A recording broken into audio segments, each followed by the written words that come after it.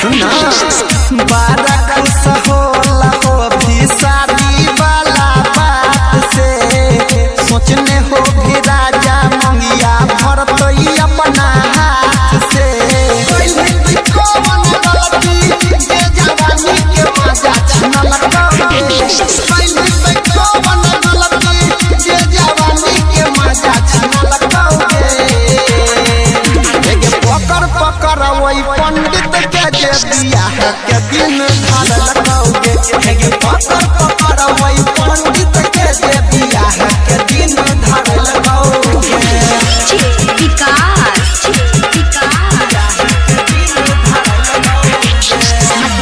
सीतामढ़ी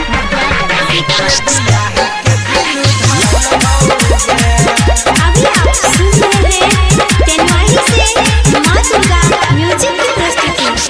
कोरे बरदास छौरी कुछ दिन और गे कब जाके चढ़तौ तोरा दूल्हा के मोर गे कोरे बरदास छौरिया कुछ दिन और गे कब जाके चढ़तौ तोरा दूल्हा के मोर गे